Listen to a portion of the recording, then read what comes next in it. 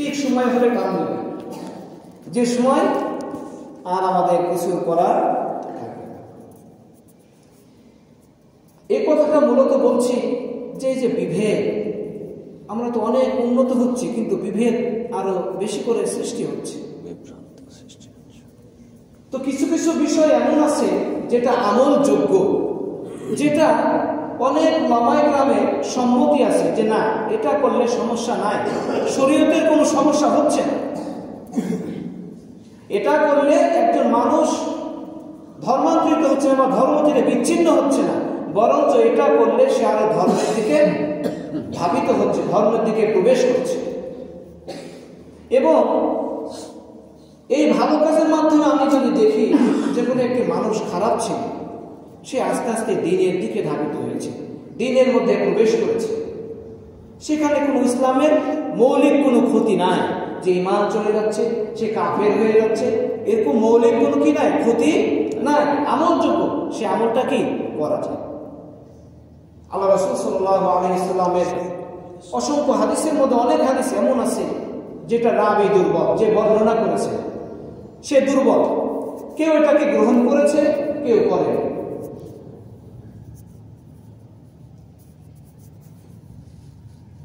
অনেকে সিয়াসিত্তার হাদিসকে বেশি প্রাধান্য দিয়ে থাকেন, বুখারী, মুসলিম, আবু দাউদ, তিরমিজি, নাসাই, ইবনে মাজাহ। আবার এই সকল হাদিসের গ্রন্থের মধ্যে কিছু হাদিস আছে যেটাকে তারা মানে না। বুখারীর মধ্যে একটা হাদিস আছে যে হ্যাঁ, কিন্তু তারা বলে যে না, এই হাদিসটা আমরা গ্রহণ করি না। তো যাই হোক, এরকম মতভেদ থাকতেই পারে, আমলের ব্যাপারে মতভেদ থাকতেই পারে, এর মানে এই নয় যে আমরা নিজেরা পৃথক হয়ে যাব। আল্লাহ সুবহানাহু ওয়া তাআলা বলেন, ওয়াতাসিমু বিহাবলিল্লাহ, তোমরা আমার রজ্জুকে কি করো, আঁকড়ে ধরো, তোমরা পৃথক হয়ে না, নিজেদের মধ্যে বিদাভেদ সৃষ্টি করো না যে তোমরা আলাদা হয়ে যাবে। দিনকে আমরা এমন ভাবে বুঝি, দিনকে আজকে আমরা এমন ভাবে গ্রহণ করেছি যে আমরা আমাদের ব্যক্তি মতের সাথে না মিললে আলাদাভাবে মসজিদ তৈরি করছি। হয়তোবা কোন একটা হাদিসের সাথে আমি যে হাদিসকে প্রাধান্য দিই তার সাথে মিল নাই, এই জন্য কি আমাকে আলাদা মসজিদ করতে হবে? এই জন্য কি ভাই ভাই আলাদা হয়ে যাবে? কুরআন ও হাদিস তো এটা বলে না। পড়া ভাষায় আল্লাহ রাসূল সাল্লাল্লাহু আলাইহি ওয়াসাল্লাম বলেছেন যে আত্মীয়তা ছিন্নকারী জান্নাতে প্রবেশ করবে। তা আপনি দ্বীনের জন্য নিজের ভাইকে ছেড়ে দিলেন, আপনার মতকে প্রাধান্য দেওয়ার জন্য নিজের ভাইকে আপনি ছেড়ে দিলেন, আপনার মতকে প্রতিষ্ঠা করার জন্য আপনি আলাদা একটি ধর্মীয় প্রতিষ্ঠান বানালেন। ফায়দা কি? ধর্ম তো এটা চায় না, ইসলাম তো এটা চায় না। ইসলাম চায় যে সবাই মিলেমিশে কাঁধে কাঁধ মিলিয়ে কি করবে, আল্লাহর রজ্জুকে আটকে ধরবে, দ্বীনকে প্রতিষ্ঠা করবে, দ্বীনের আলোকে সারা পৃথিবীতে ছড়িয়ে দেবে। এটাই তো আমাদের কাজ।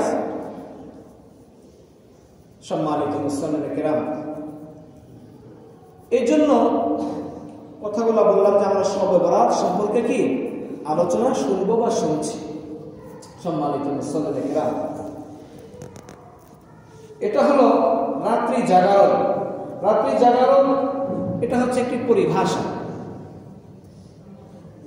আর রাত্রি জাগরণ বলতে বোঝানো হয় যে ইবাদত বন্দেগীর মাধ্যমে রাতকে অতিবাহিত করে। অর্থাৎ এশার পর থেকে নিয়ে সুবে সাদেক পর্যন্ত, অর্থাৎ যখন সুবে সাদেক উঠে যায় এরপরেই তো কিছু পরে ফজরের আজান হয়, সুবে সাদেক পর্যন্ত কি করা, রাত্রি জাগরণ করা। এটাকে ফরজ করা হয়নি, আপনার সাধ্য মতো আপনার শরীরে যতটুকু কুলায় আপনি ততটুকু কি করবেন, আল্লাহর নৈকট্য অর্জনের জন্য চেষ্টা করবেন। এমন না যে ফজর পর্যন্ত করতেই হবে, ফজর পর্যন্ত করে ঘুমিয়ে বসে আর ফজরের নামাজ নয়, এমন জানো না। তাহলে সবে বরাত থেকে আমরা কি পেলাম? একটা হচ্ছে রাত্রি জাগরণ করা, আরেকটা হচ্ছে পরের দিনে কি করা, রোজা রাখা, অর্থাৎ শাবান মাসের 15 তারিখ। আরেকটা হলো আল্লাহ সুবহানাহু ওয়া তাআলার দরবারে বেশি বেশি ক্ষমা ইস্তেগফার করা। 3টা কথা বলেছি। প্রথমটা হচ্ছে রাত্রি জাগরণ করা, দ্বিতীয়টা হচ্ছে পরের দিনে কি করা, রোজা রাখা, আর তৃতীয়টা হচ্ছে আল্লাহর কাছে কি করা, বেশি বেশি ক্ষমা প্রার্থনা করা। একটি হাদিসে হযরত আয়েশা রাদিয়াল্লাহু তাআলা হাদিসটি বর্ণনা করেন যে দাখালা রাসূলুল্লাহ সাল্লাল্লাহু আলাইহি ওয়াসাল্লাম, অর্থাৎ রাসূল সাল্লাল্লাহু আলাইহি ওয়াসাল্লাম যখন তার ঘরে প্রবেশ করলেন, ফাওয়াদা আনহু সাওবাইন, এবং তার পরিধেয় বস্ত্র জামা কাপড় খুললেন, সুম্মা লাম ইয়াস্তানিম আন আনামা, অতঃপর তিনি কি করলেন, তিনি আর শুলেন না। জামা কাপড় খুলেছেন কিন্তু কি করেননি, শোননি। ফালাবিসাহুমা ফাখাজতানি, পুনরায় আবার জামা কাপড় পরিধান করে তিনি বেরিয়ে পড়েছেন। তো হযরত আয়েশা রাদিয়াল্লাহু তাআলা কঠিন সন্দেহ করলেন, শাদীদাতুন, অর্থাৎ কঠিন, শাদীদাতুন যারাতু আল্লাহু ইয়াতি বা'দা সাওয়াহিবাতি, তিনি তার আত্মমর্যাদায় আঘাত লাগলো। লাগারই কথা, কোনো একজন কর্তা স্বামী গভীর রাত্রে এসেছে, জামা কাপড় খুলেছে, শয়ন না করে আবার পুনরায় জামা কাপড় পরে যদি বেরিয়ে যায়, সাথে যদি এরকমভাবে তার একাধিক স্ত্রী থেকে থাকেন যে আজকে তো আমার এখানে থাকার কথা ছিল, সেই জামা পরিধান করে আবার কোথায় চলে গেল, একটু মনের মধ্যে এরকম আশাটাই কি স্বাভাবিক। তো তিনি কি করলেন, তিনি বের হয়ে গেলেন যে না জানে আমার কোনো সতীনের ঘরে তিনি গেছেন। বের হওয়ার পরে খুঁজতে খুঁজতে না, কোথাও নাই। তো তিনি খুঁজতে খুঁজতে জান্নাতুল বাকিতে গিয়ে পৌঁছেছেন। কোথায়? জান্নাতুল বাকি। তো জান্নাতুল বাকিতে গিয়ে দেখতেছেন যে আল্লাহ রাসূল সাল্লাল্লাহু আলাইহি ওয়াসাল্লাম কি করছেন, ইস্তাগফিরুহু লিল মুমিনিনা ওয়াল মুমিনাত, মুমিন মুমিনাতের জন্য কি করছেন, দোয়া করছেন, ইস্তিগফার করছেন যে আল্লাহ মুমিন মুমিনাত মুসলিম মুসলিমাত যারা আছে এবং শহীদদের জন্য আল্লাহ রাসূল কি করছেন, দোয়া করছেন যে তাদেরকে আল্লাহ আপনি কি করেন, ক্ষমা করেন। তো আয়েশা রাদিয়াল্লাহু তাআলা এই অবস্থা দেখে আল্লাহ রাসূল খেয়াল করেছেন যে হ্যাঁ আয়েশা, কি ব্যাপার আয়েশা, তুমি? বলছে হ্যাঁ আমি চলে এসেছি, তুমি কি আমাকে এরকমটা সন্দেহ করেছো? তো তিনি বলেছেন যে হ্যাঁ আমি সন্দেহ করেছি, না জানি আপনি আমার কোন সতীর ঘরে কি গেছেন, অথচ আজকে তো আমার এখানে থাকার কথা, আজকে রাত্রের হক আমার। দেখেন কত সরল ভাবে বলে দিয়েছেন যে হ্যাঁ আমি এরকমটা মনে করেছি। এখনকার যদি বউ হতো, বলতো না আমি তো অন্য কাজে গেছি না, মিথ্যার আশ্রয় নিত কি নিত না, নেই, এরকম অনেক আছে। তো আসলে আমাদের ইমানটা সাহাবা একরামদের মতো কি হওয়া উচিত। এটা কখনোই আপনাকে দমাতে পারবে না, বরঞ্চ আপনার জীবনের মানকে আরো উন্নয়ন করবে। সুবহানাল্লাহ। সম্মানিত মুসলিম কিরাম, তো হাদিস থেকে আমরা যেটা জেনেছি যে ইদা কানাত লাইলাতুল নিসফি মিন শাবান ফাকুমু লাইলাহা ওয়া সুমু নাহারাহা, যে যখন নিসফে শাবান, শাবানের মধ্যরাত্রি আসে, মধ্য রজনী আসে, ফাকুমু লাইলাহা, তোমরা কি করো, রোজা রাখো। ফাকুমু লাইলাহা, তোমরা রাত্রি জাগরণ করো, ওয়া সুমু নাহারাহা, আর তোমরা পরের দিন কি করো, রোজা। 15 শাবানের দিনে রোজা রাখার একটি তাৎপর্য আমল হযরত আলী রাদিয়াল্লাহু তাআলা থেকে বর্ণিত হাদিসে আছে, রাসূল করিম সাল্লাল্লাহু আলাইহি ওয়াসাল্লাম ইরশাদ করেন, অর্থাৎ যখন মধ্য শাবান আসে তখন তোমরা রাত্রি জাগরণ করো, সালাত আদায় করো, আর দিনের বেলা কি করো, রোজা রাখো। এই হাদিসটি আসছে ইবনে মাজাহ। কোথায়? ইবনে মাজাহ। উল্লেখযোগ্য যে 15 শাবানের রোজা বিভিন্ন দিক থেকে গুরুত্বপূর্ণ। প্রথম হলো এটি শাবান মাসের অন্তর্ভুক্ত। এটা কি মাসের অন্তর্ভুক্ত? শাবান মাসের অন্তর্ভুক্ত। আল্লাহ রাসূল সাল্লাল্লাহু আলাইহি ওয়াসাল্লাম রমজান বাদে আরো যে 11টি মাস আছে, এর মধ্যে শাবান মাসে কি করতেন? বেশি রোজা রাখতেন, বেশি সিয়াম পালন করতেন। আর প্রত্যেক মাসে আল্লাহ রাসূল সাল্লাল্লাহু আলাইহি ওয়াসাল্লাম 3টি রোজা রাখতেন। এটাকে আমরা বলি আইয়ামে 20। কি বলি? আইয়ামে 20। এটা কবে? 13, 14, 15। 13, 14, 15।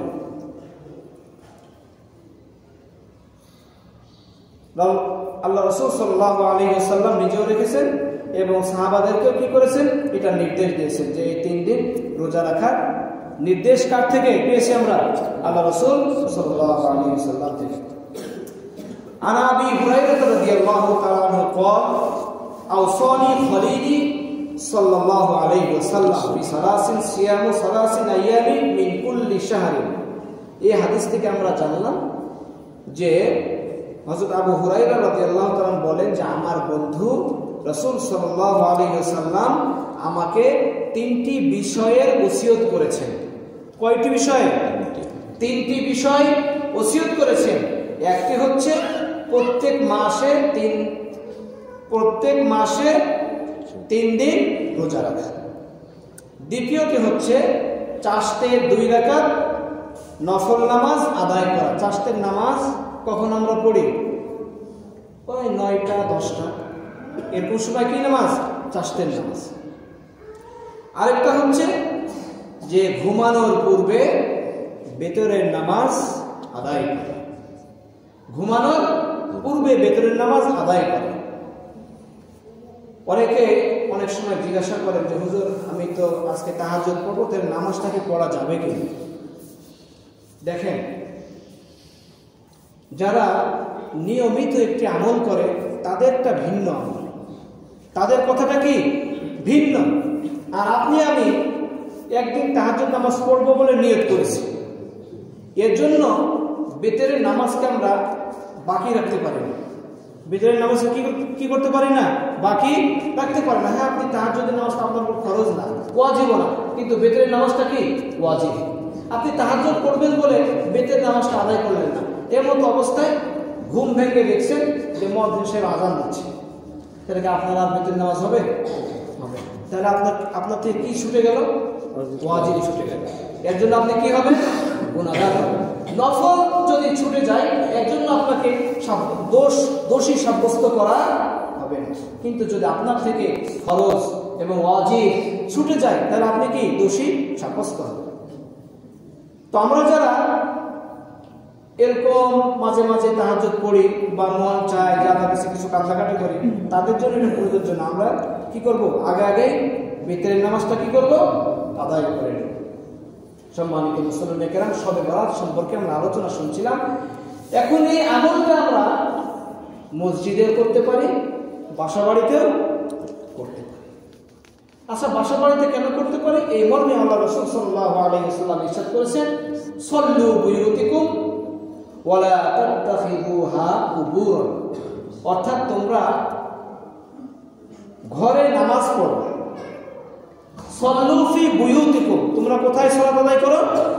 ঘরে সালাত আদায় করো। ওয়ালা তাত্তাখিযুহা কুবুর, তোমরা তোমাদের গৃহকে, তোমাদের ঘরকে কবর বানিও না। সেক্ষেত্রে আমরা নফল ইবাদত ঘরেও কি করতে পারি। আমরা বিশেষ করে যখন নামাজে আসি, বাসা বাড়িতে একটু আগে উঠলাম, একটু ওযু করলাম, করার পরে কি সুন্নাতটা বাসাতেই পড়লাম।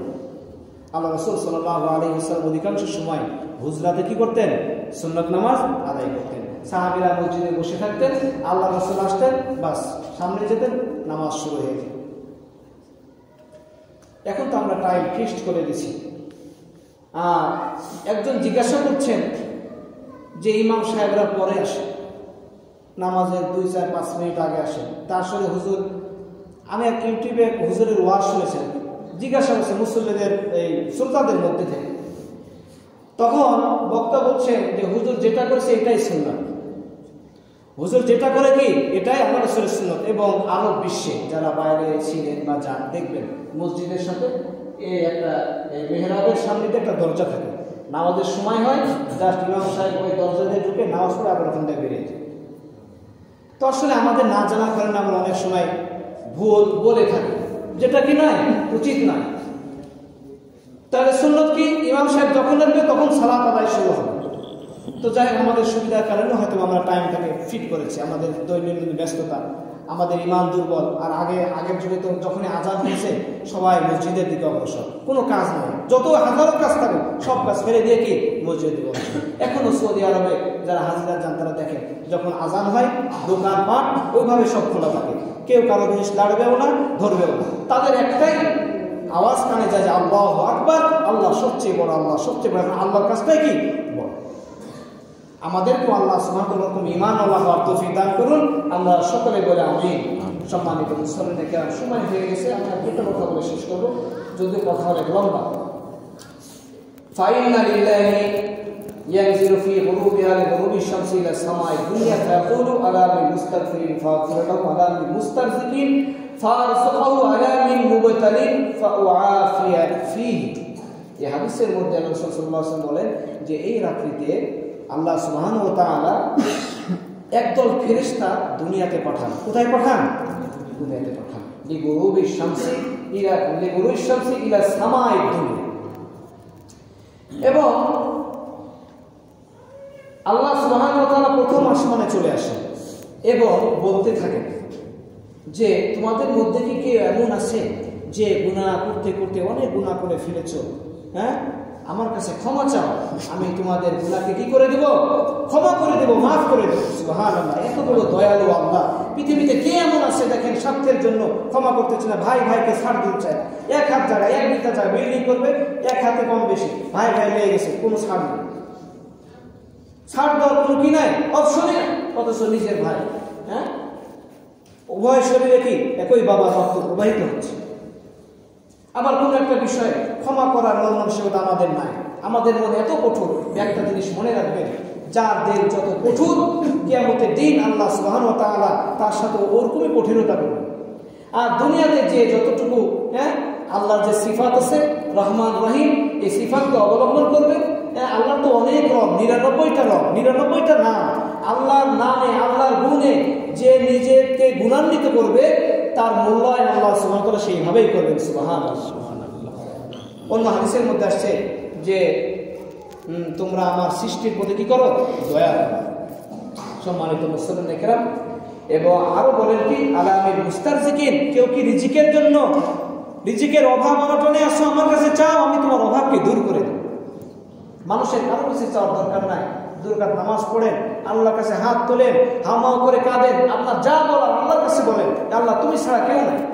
পৃথিবীর কারো কাছে আমি ছোট হতে চাই না, তুমি আমার রব, তুমি আমার রিজিক দাও। তুমি সব, আমি নয়, সকল মাখলুককে তুমি রিজিক দাও। আমি তোমার মাখলুকের মধ্যে শ্রেষ্ঠ মাখলুক। আল্লাহ, আমি তোমার দরবারে হাত উঠেছি, আমার রিজিকের ব্যবস্থা করে। হ্যাঁ, আমি তোমার মুকাফেক্ষী, আমি পৃথিবীতে আর অন্য কারো মুকাফেক্ষী নয়। পৃথিবীতে কোনো মানুষের মুকাফেক্ষী আমি নয়, আমি একমাত্র কার মুকাফেক্ষী? আল্লাহর মুকাফেক্ষী। আজ হোক কাল হোক অবশ্যই, হ্যাঁ, আল্লাহ সুবহানাহু ওয়া তাআলা আপনার ডাকে কি সাড়া দেবেন। সম্মানিত মুসলিম, আরেকটা হলো আল্লাহর কাছে আফিয়াত চাওয়া, সুস্থতা চাওয়া, রোগ শোক থেকে কি করা? মুক্তি চাওয়া। আল্লাহ সুবহানাহু ওয়া তাআলা আমাদেরকে আজকের দিন যে রাত্রিটা আসবে, আমরা যে যতটুকু পারি আমল করে, হ্যাঁ, আমাদের ঈমানকে আরো মজবুত করে আল্লাহ সান্নিধ্য অর্জন করার তৌফিক দান করুন। আমরা সকলে বলে আমিন। আলহামদুলিল্লাহি রাব্বিল আলামিন। আমরা সুন্নাত পড়ে